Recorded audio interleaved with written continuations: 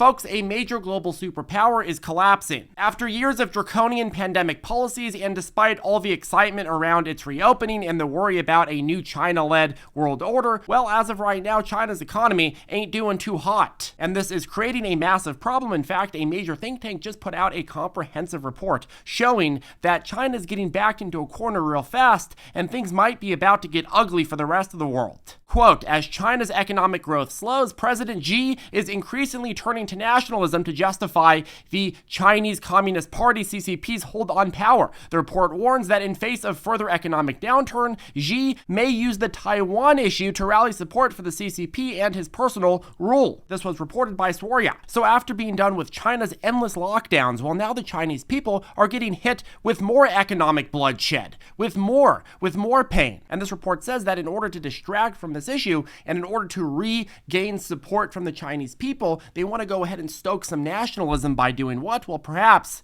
doing something with Taiwan. Now, what would action in Taiwan look like? Well, the report highlights a particularly worrisome scenario where China could impose aviation and customs control over civilian aircraft and cargo vessels heading to Taiwan, claiming jurisdiction over the waters and airspace surrounding the island. This tactic could effectively blockade Taiwan, impeding the free flow of goods and damaging its economy. Any military disruption of such an operation by Taiwan could potentially lead to a military conflict, as reported by Asia Nikkei. Now remember, if China decides to mess with Taiwan, that is going to have a devastating impact to the global economy and specifically the infrastructure here, the tech infrastructure here in the United States. The entire tech economy, which is most of the economy, is very reliant on chips made in Taiwan. Of course, you already know about this, but remember, this is a very, very big percentage. In fact, according to this quote here, U.S. tech firms rely on Taiwanese contract manufacturers to produce up to 90% of their chips, and Reuters reports here, quote, Taiwan now accounts for 92% of the world's most advanced semiconductor manufacturing capacity. Now, the Biden administration did pass the CHIPS Act back in August with the goal to reduce our dependence on Taiwan and start manufacturing here at home.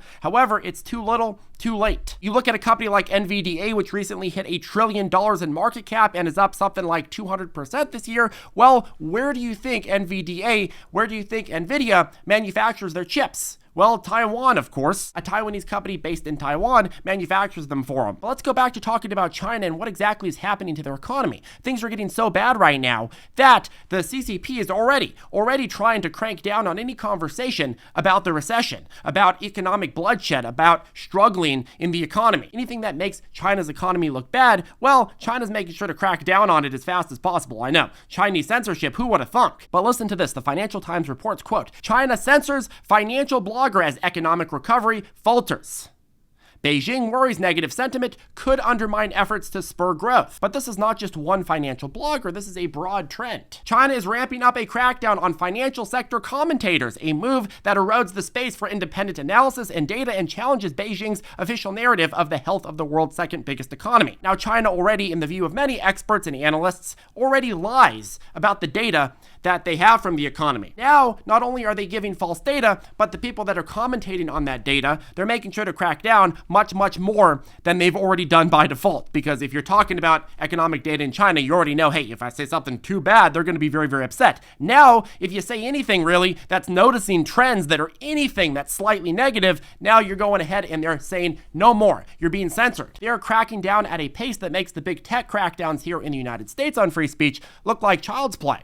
Well, maybe not quite. It's hard to beat big tech. But anyways, look, I know what you're thinking. Charlie, maybe it's not so bad if financial commentators get cracked down on a bit. Charlie, hey, you know, we have some of those shitheads here in the United States, and they're always putting out those clickbaity titles and talking about different stocks and things go up and things go down. We don't like them. Maybe it's not so bad if Gigi goes and sends these guys over to a work camp for some extensive work vacations. Maybe they could do something useful instead of just yelling at a camera. But folks, this is serious stuff, and from China's perspective, the idea they have is that if people are aware of how bad the economy is getting, they're going to be much less likely to buy houses. They're going to be much less likely to go and buy goods and services, which is going to make the whole situation way worse. Of course, if you're going out and you can't find a job, if your neighbor can't find a job, if inflation is too high that you can't afford anything on your salary, which is what the stats show for the average Chinese person right now, well, you know for yourself that things are bad. But you might be like, oh, maybe it's just me, maybe it's just my community. China doesn't want its people to see property sector weakness, insane debt levels in a lot of the local areas that funded projects that are never going to be profitable or even useful. They don't want the consumer to know about consumer spending drops because it's just going to make the problem worse. They don't want to know about trade headwinds. China doesn't want its people to know that youth unemployment hit 20.8% last month. In fact, listen to this. Chinese state media is suggesting that jobless university graduates should roll up their sleeves and try manual work, put their professional ambitions on hold. Imagine what that does to sentiment and support for the party, which you're supposed to have unanimous support for in China, when all of a sudden everything is contracting, you just got a university job, and they're telling you, hey, go work in the factory. And when you have all these students coming out of the labor force and they don't have a job, what happens? Well, they get very, very frustrated. And so that's why a lot of analysts are saying, hey, Xi is going to have to figure out some way to get people excited about the CCP again and to get them nationalistic again, because the economy ain't going to do it. The massive growth they had the last 20, 30 years that made a lot of people very, very excited, well, that doesn't look to be coming back anytime soon. And by the way, don't be mistaken. I mean, in the US, we have a similar problem where people graduate with degrees and then they have a hard time finding adequately paying jobs or adequately skill-matched jobs. But the big problem we have here is a lot of people will go and they'll study and they'll get massively into debt and they'll get a degree in underwater basket weaving. And then they'll apply for a CEO job at a big tech company and they'll say, I will only work remotely and I need top dollar. And then they get upset at the government and at society when they don't get the job. But if they just lower their standards a little bit, they'd probably get the job. Well, in China, if you get the skills, if you have all the skills, well, you still aren't going to get the job a lot of the time. And that is what we are seeing right now in this current economy. That wasn't true for China just a few years ago, but it's increasingly true right now. In the US, we have a very, very big skill shortage in terms of relevant skills that the economy needs. But in China, they have a lot of people that are coming out with great educations, but they don't have the jobs to match. And a lot of this was because of the CCP's policies the last few years, destroying industry after industry and isolating China more and more and more. A lot of the exciting growth and trends that the growth of the last 30 years had brought are being completely unraveled. Their economy is reversing the trend and going back to low-skilled jobs. You go over to China's currency, the yuan, and you can see the increasingly tense situation. The currency's value has dropped pretty dramatically and consistently versus the US dollar, and the way that you can think about this is that when a currency is dropping, it simply means that there's less demand for it. Yes, there's also the supply aspect of a dropping currency, but just assuming all else being equal, the reason that China's currency is dropping is because the demand for it is dropping, because less and less people are interacting within that economy, needing to exchange goods for the Chinese yuan, and less people on the international scale as well. If there's less and less trade with China, there's less and less demand for the yuan. If it was the opposite, you'd see the value going up. And as the currency gets devalued, the ability and the authority and the power of the CCP to get themselves out of this mess gets further and further complicated. And many experts think that without a huge change in policy, this all is going to get way worse for China way faster. Now, a lot of people say, yeah, but Charlie, okay, sure, China's doing bad, but CCP leadership have just come out at the World Economic Forum and promised that we're going to see a massive rebound in China in Q2 and Q3 and Q4. Now, while the World Economic Forum and the CCP are some of the most trustworthy institutions and organizations and governing bodies on Earth, well, I gotta say, I think the data suggests otherwise. Now, for those of you who follow the idea of the New World Order, where China replaces the US as the global superpower and rewrites all of the rules of the game in their own image and philosophy, well, right now, at least, it's becoming pretty clear that there's a lot of challenges to that happening. And the share of people around the world who rate the US as the world's leading economy has increased markedly among US allies like Germany, Japan, and France since 2020, but also net overall. And there's a lot of reasons to believe that this might continue. The first reason is that China is struggling to get and maintain foreign investment in foreign relations that it used to have. China's handling of the pandemic, their decoupling pressure with the West, their capital controls, their Taiwan, the Taiwanese invasion anxiety, the Russian partnership, and moves from Western governments to push back against them is making a lot of investors and a lot of trading partners very fearful, and has been putting China relations on the back burner for quite a long time, and has caused Western investors and Western capital overall to be very scared of China in a way that they hadn't been for decades past. The foolish thing is that the CCP has decided to look at their overall revenue sources by trading partners, and you know who they decided to align themselves closer with the last few years? Is it the US, which is their biggest single country trading partner by exports? Is it the European Union, which is their third biggest trading partner by exports? Is it a number of other Western aligned countries like Japan, South Korea? Is it those countries or any other number of countries that make up close to half of China's exports? No, no, no, no. They've decided that all of these major trading partners that account for most of China's growth the last 20 years, well, they don't matter. Our number one ally is these folks over here, way, way, way down on the list, over in Russia. China's leadership has decided to choose the relationship with Russia over the livelihoods of its people, its economy, and its overall economic strength on a global stage. And the question is, how long does it take until China wakes up to realize that that was a big mistake? Hey, maybe the benefit of dirt cheap oil with Russia isn't worth the loss of every other trading export out there. But another problem that China has right now is their population problem. China's population fell for the first time in almost 6 decades in 2022. It is also graying fast, with the number of Chinese aged above 60 reaching 280 million last year, accounting for 19.8% of the population, up from 14.3% a decade ago. This is a problem happening around the world, but is particularly bad in China because of previous controls on the amount of people, the amount of kids that people could have. China's one-child policy has created the situation where their population is in a much, much worse situation than most other countries. China, of course, rose to prominence by supplying cheap labor and goods to the US and the rest of the world, but as the economy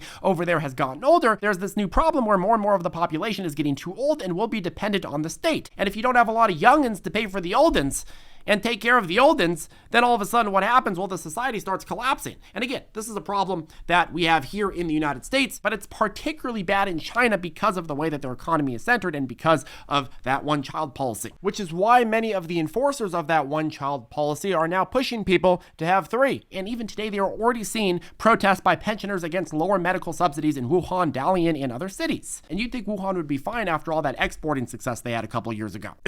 The Chinese Academy of Social Sciences, a Beijing-based governmental think tank, warned in 2019 that the state pension pool could dry up by 2035 given the dwindling population and Social Security contribution. And here's the thing, if even Chinese institutions, governmental think tanks are saying that this is going to happen by 2035, that means it's probably already happening and it's going to completely run out by, say, 2025. So you have this big growing liability that you got to pay attention to. All of these are existential threats to China and their growth. But I think the biggest problem for China is what everyday folks are facing right now today. Everyday Chinese folks are fed up with years of bad economic issues and bad policy handling, and now, once again, they are being hit with an environment where they can't get jobs and they can't provide for their families. An increasing number of them. You may be able to accept that in a crisis, but years after crisis, maybe not so much. Reuters reports annual profits at China's industrial firms extended a double-digit decline in the first 5 months as softening demand squeezed margins, reinforcing hopes of more policy support to bolster a stuttering post-COVID economic recovery. So they are seeing rapid declines that many believe are going to lead to more extreme government support and government policies. In fact, the CCP decided to lower rates recently. But again, the trends are moving against China right now. As the external environment becomes increasingly complicated and severe, domestic demand still appears to be insufficient, weighing on further recovery in industrial profits. It's not just global demand hurting China, but it's also Chinese domestic demand. It's been completely destroyed unless you're at the top of the top. That's destroying a lot of industries alongside it, and certainly the profit margins. Profits sank for 24 of 41 major industrial sectors during the period, with the petroleum, coal, and fuel processing industry reporting the heftiest slump at 92.8%. That is a disaster. Now, a lot of people look at the multi-decade long Chinese growth trend and suggest that that means that, oh, China's system works and, oh, China is going to take over the US as a superpower. And sure, if they bounce back with those kinds of numbers that they had the last couple of decades, well, certainly there'll be a bigger economy. And they also got a lot more people. But remember, and this is very, very important, China's system only works because of its trading partners. If it wasn't for all the other countries with much, much more robust economies buying from China all of these last few decades, well, this growth would have never happened. And now that the rest of the world is contracting and spending less on these goods at the same time where China is essentially signaling to the West that they are more concerned with Russia and with their own domestic capital controls and business crackdowns than they are with trade, well, it's creating this dynamic where China's economy is becoming a thing of the past. And if trade relations and investability and all of these concerns aren't resolved, well, there's only so much stimulation and low interest rates can do. If China doesn't wake up to the fact that it needs the West to continue its growth and it keeps aligning itself farther and farther away from the West, then you are very likely to see their struggles get way, way worse. Anyways, folks, let us know what you think about China down below. Do you think China's economy is going to get way, way worse, or is this just a little short-term blip before they go back to their previous growth rate? Let us know down below. I appreciate your viewership here on the channel, and we'll see you in the next video.